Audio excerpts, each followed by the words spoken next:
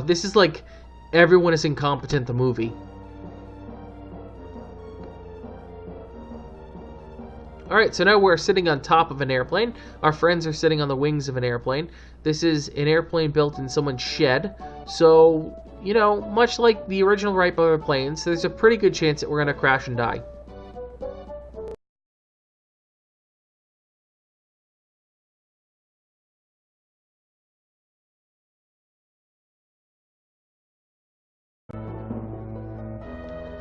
Hello YouTube, Jared here. Welcome back to Games Done Slow and Bad, where we play games slowly and most often badly. Without further delay, let's jump back into Illusions of Gaia. When we left off, we were in the Sky Garden. Yay, I love this level.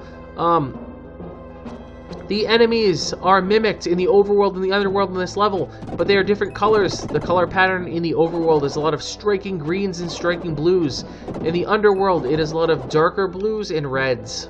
Really aesthetically pleasing.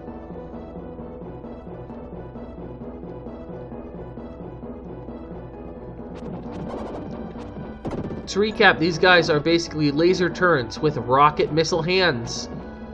There you go.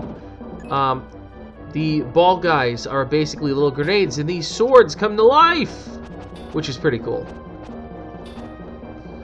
And you have to defeat the sword, not the armor. Once you defeat the sword, you're able to move the armor. In this case, we want to move the armor to take this sweet jump. Whoop! This game just wants you to jump off of cliffs. I really wouldn't recommend jumping off of cliffs, but, you know, if you feel so inclined, this game really wants you to. Oh, come on. So if you sort of knock him away or you run away, he returns to his armor, and it resets the HP for him. I'm sorry, did you want to hide that from me? I don't think so.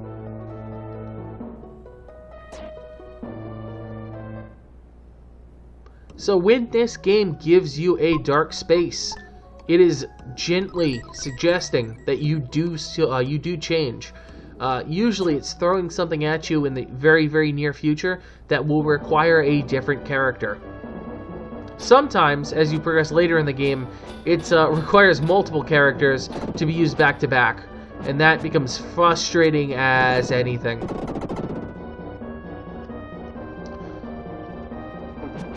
So we are in the Sky Garden, which fundamentally seems to be, in real world terms, the Hanging Gardens, or a proxy for the Hanging Gardens, above the Nazca lines. We're able to go to the top and bottom of this.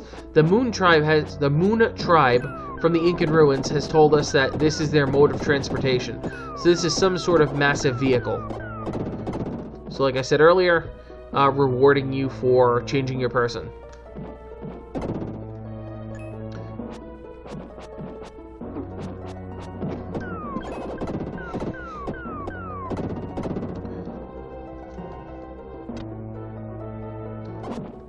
So as you can see, you use that mechanic of changing the side of the map a lot. And if you want to see something cool, this level for speedruns is pretty amazing.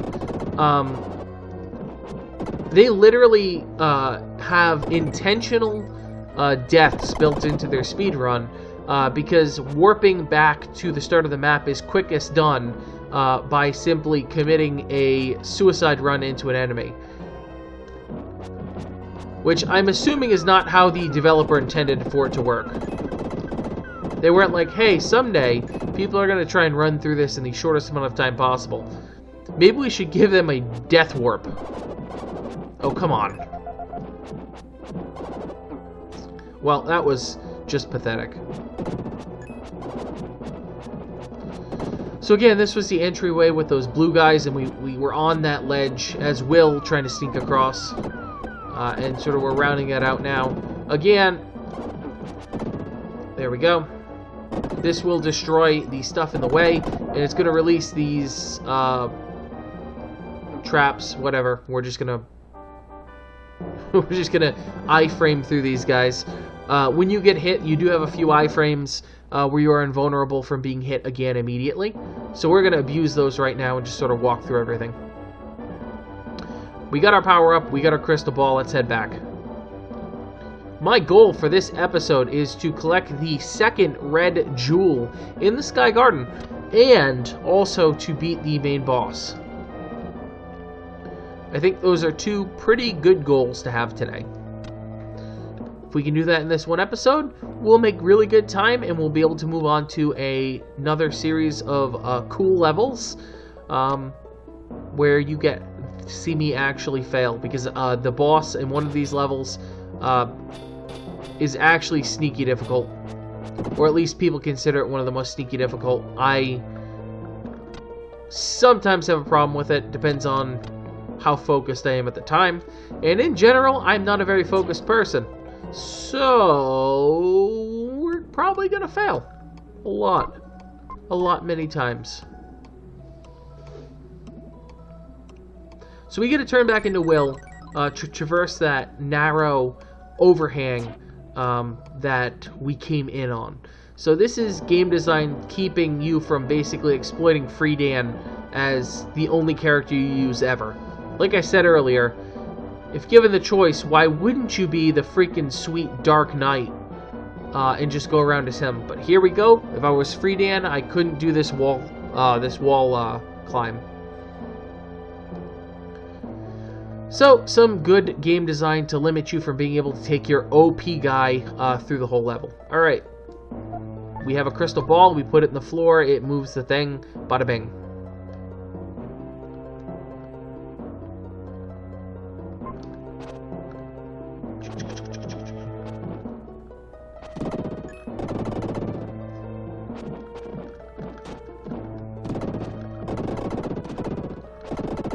Alright, so you might be saying, Jared, why do you keep doing that jumping attack over and over again?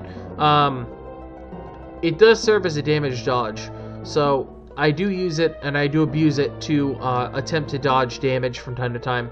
When those grenade guys come in, that can get a little bit tricky, and I just frankly don't want to deal with it, so we attempt to nuke it out. Okay, you see these little posts? Get ready for your mind to be blown with something that's pretty freaking cool. Okay, down here, it's down. Red jewel. Okay, we're good on red jewels. Down here, it's down and down, right? That's the opposite of what we saw earlier. When I hit this button, down becomes up, up becomes down. Nifty, right? So, what does that mean for the other world? Well, you see, it impacts this side of the world.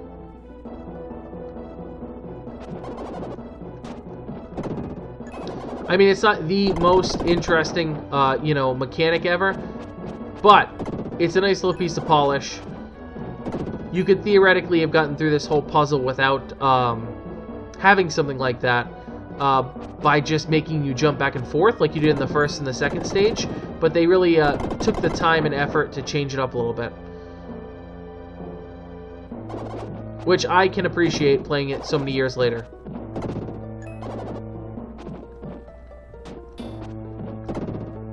There we go. So we've cleared the overworld. Our defense is up. We are quickly becoming very tanky. And oh, look at this. What could possibly be in there?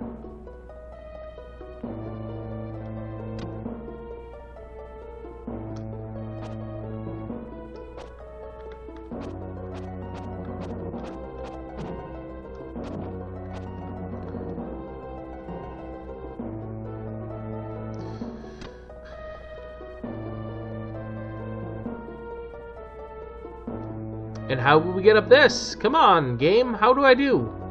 Well, how you do is pretty neat. There we go. I believe I need to Psycho Dash these guys. There we go. There's a jump down there. This will allow me to get there, but unfortunately the way is blocked at the moment. So we got to take care of some pegs in the way. You can do this without getting the pegs out of the way. It just becomes tremendously more difficult. This is a lore run. This isn't a speed run. So I'm going to go and take care of it the way the developers intended. I believe it's Poaxial on YouTube. If you would like to see what this looks like as a speed run, it is worth a look. And I believe he has some of his speedruns actually on his YouTube channel, canned and ready to go. So it's not as though you're going to need to look too far.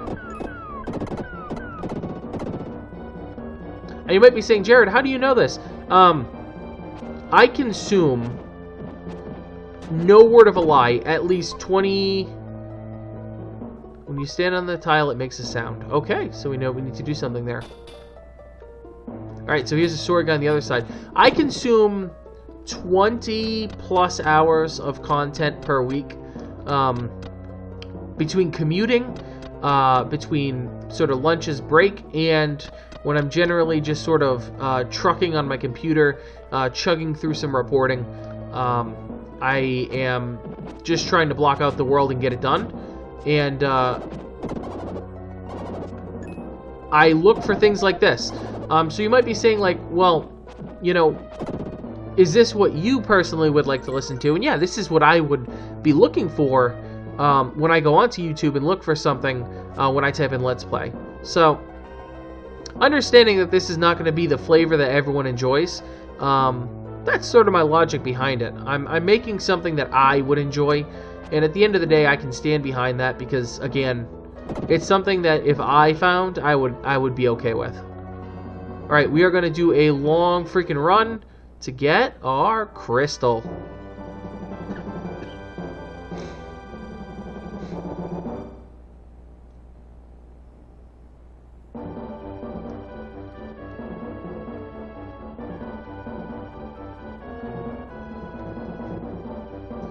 I cannot for the life of me remember if... Yeah, I gotta hold off on that, I think. I got my crystal, I got my red gem. I think I'm actually good to get out of here. Again, the goal today that I'm shooting for is to clear this, clear the boss, and then probably call it after that.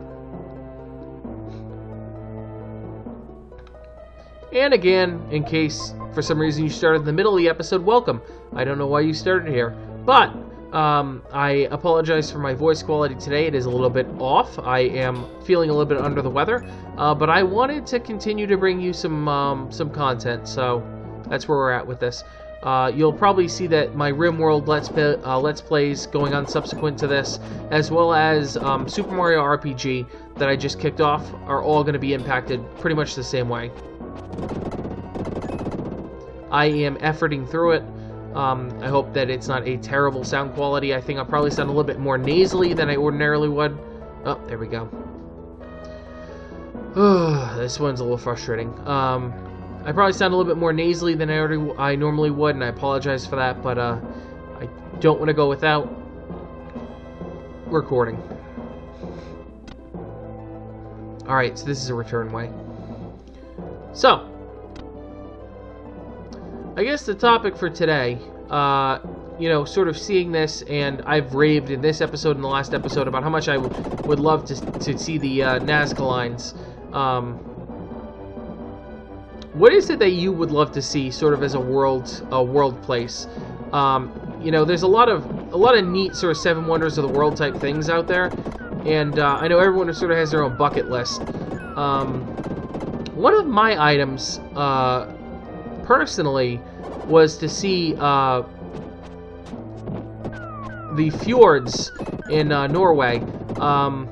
Being a parent of a young child, not an option to really go and see it at this stage. I did, however, actually go up to Canada and see the Saguenay fjords. That was, I'm not going to say the perfect substitute, but it was pretty cool. It was definitely cool. I enjoyed it quite a bit.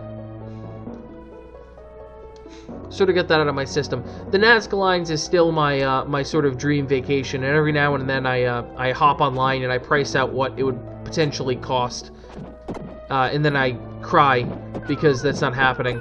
I cry thoroughly and often. But what are you gonna do? I didn't want to do that. So yeah, comment below. Love to hear what everyone else is sort of what their bucket list is that they'd like to see. And I try to keep it lively with these one-off things. If it's not your cup of tea, don't feel as though, you know, you're obligated to chip in. You know, no one should feel as though their leg is being twisted on this. In the Let's Plays that I most often consume, the ones I enjoy the most are ones where the creator is sort of interacting in some way, shape, or form with the audience. So that's sort of how I'm going about this. But again, if it's not your cup of tea, hey, that's okay. This isn't one size fits all. Alright. Looks like you're hurt. Oh yeah, I'm hurt. Because I almost died.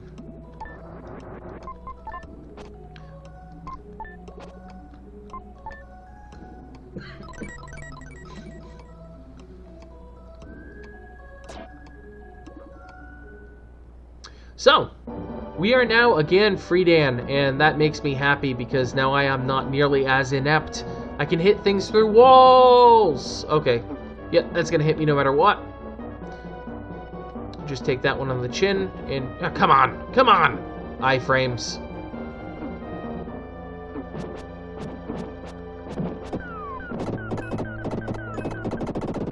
Yep. Go. There we go. Alright, now that we have a ranged attack, we can set off this guy down here, and then we can use our powers to telekinetically move him up a square and then over. So, I don't think I've necessarily done this a whole bunch or given the general explanation on this, but he has, as Freedan, the same powers as Will. In terms of telekinesis, he's able to move statues and pull the gems towards him. It's a nice feature that sort of links them together, because otherwise you'd have to freaking go back there and change back to Will, and that would just become painful.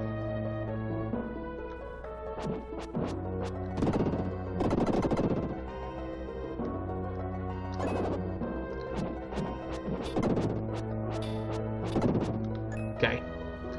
Alright, is there a thing here? No. Is there a thing there? No. Is there a thing here? Here a thing, there a thing, everywhere a thing. Okay. So unfortunately, you make a choice and you live with it. And I found an herb and not the statue, so that was the wrong choice. I'm going to throw a cut in here, and I'll catch up with you when I get to the other chest, because there's not really anything to stop me at this point.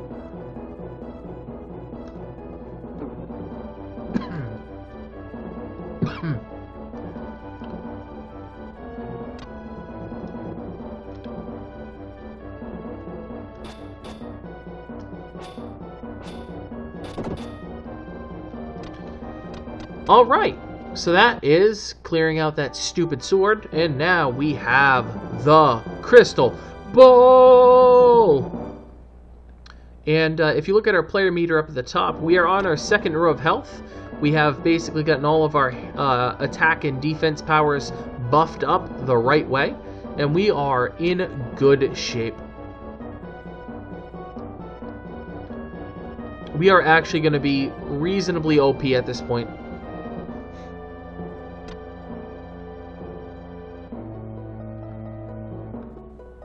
Yep, I gotta go back the other way. So, right now, state of the channel. This is a good time to talk about it. I'm going to talk about it in every one of the videos coming out here shortly. I'm putting out content. It's obviously very early on. I've only been doing this for a short period of time. Little bit of viewage going on. Not a tremendous amount of subs. Maybe in time, when you're watching this, that won't be the case. But that's where we're at right now. We have this, we have Super Mario RPG, and we have RimWorld going on. I'm pretty happy with the recording the way it is. I'll probably throw in some fun runs on top of that, and that could round it out and keep it sort of entertaining. But hey, if you're watching this and you've gotten to this point, let me know what you think would be a good game to sort of sub in. Alright, so here's the game telling me to walk forward and you can't go back. So as I walk, those tiles fall away, and here is the boss. He is a piece of pottery. So this is sort of the Babylon piece of it.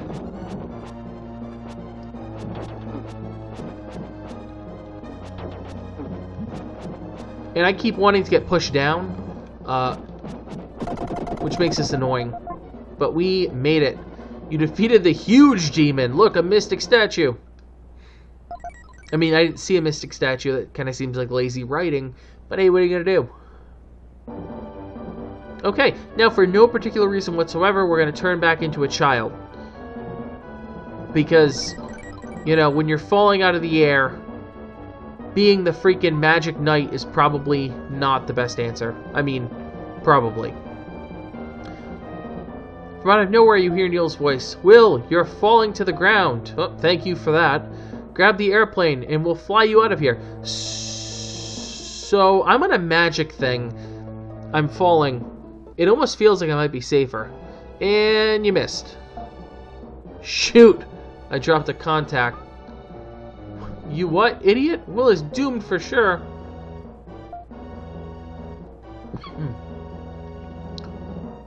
This is like Everyone is Incompetent, the movie. Alright, so now we're sitting on top of an airplane. Our friends are sitting on the wings of an airplane. This is an airplane built in someone's shed. So, you know, much like the original Wright Brother planes, there's a pretty good chance that we're going to crash and die. Don't cry, Will's been saved.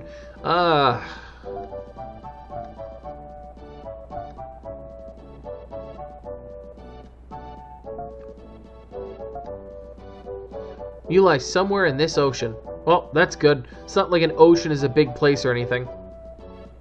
Yeah, I mean, just look for it. Is there a road sign for it? Thanks, Neil. Oh, and here's the best part coming up right now. Yep. So on a positive note, Neil invented parachutes. On a negative note, Neil also invented the plane.